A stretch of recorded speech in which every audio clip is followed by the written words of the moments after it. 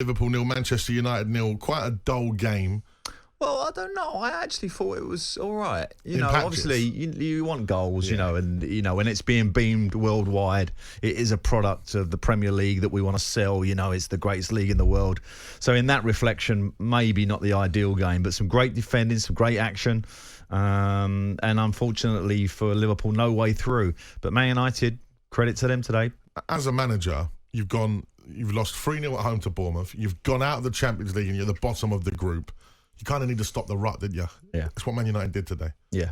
And the setup was quite, straightforward. As soon as he named the team, you could see what he was going to do. Yeah. Amrabat was going to sit in front with the other boy in there, the young boy, and he done terrific today, by the way. And McTominay was going to fill in, maybe offer a threat, but he didn't really offer much of a threat. But he was excellent as captain today, and they were disciplined, and that's what you would expect. But the makeshift centre back situation turned out to be a real plus for Man United today. Varane and Evans had never played together before, bizarrely, in a way.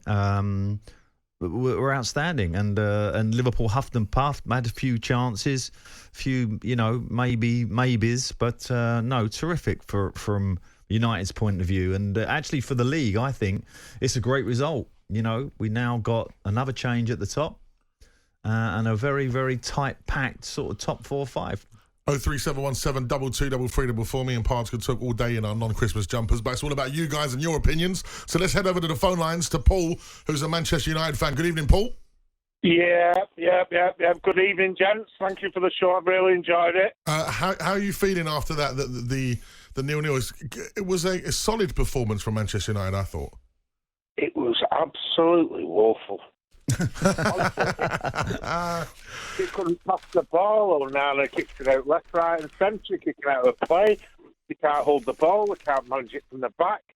When they go into midfield, they lose it. I feel sorry for him, Ten Hag, because he's got all these injuries. He's not making the excuses, but again, that is not what I want to watch at the Premiership. How much money was on that field tonight? Oh, yeah, there was a lot. We were talking about it before the game, and the amount of money that was on that field, even in just the likes of Anthony, just him alone. Yeah. I think you could buy Spurs' and Højlund today. I mean, for you got a young striker, he gets a big chance. But the rest of his game was poor today. I thought he was poor. I've got an idea, and it's one of my friends. He's called Roy Keane, and he's a motivational speaker. He could do a motivational speaker to the United players before the game, couldn't he? You're talking about the Roy Keane. There's no fight or battle in there, is there? Yeah. Well, no, in fairness, I haven't seen that in Manchester United this season too often. But I thought Varane was getting them pumped up. He was, No, I thought there was fight in the team today. Yeah. I think Paul's being slightly critical there. But I do agree with Paul in possession and more of a threat from a Man United team. It was it was like a mid-table team going to Liverpool and doing well, wasn't that's kind of what they are. That's the reality of Manchester United right now. I spoke to a few fans yesterday on the show, and they were like, I'll be happy with a 2-0 loss. That's when Manchester United are going to Anfield expecting, if we get a 2-0, we don't get battered. You got to remember, this is off the back of them losing 7-0 last year to Liverpool. No, and that's going to sit in the manager's mind, in the coaching staff's mind, and in the players' mind. It's always in the back of your mind. Did Mourinho get sacked after a 3-1 loss to Liverpool? That's when he got sacked for Manchester United. Okay. So for Ten Hag, lost 3-0 at home to Bournemouth, who you should be losing. There's a couple of other things that happened this week for Ten Hag that weren't particularly promising either. The committee, the new football committee went into the stadium. They didn't see him. That's been reported this week. I didn't know.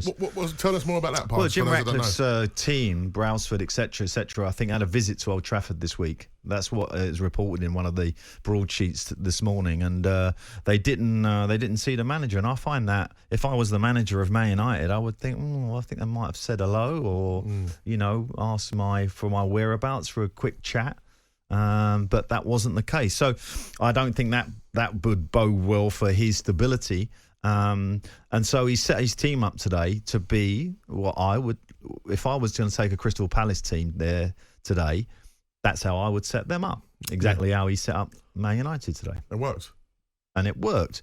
Although, as Paul is quite rightly saying, as a Man United fan, you are expecting a little bit more on the break to offer a threat to Man United, to control possession in times in the game, so it's not wave after wave. But they didn't really do that either.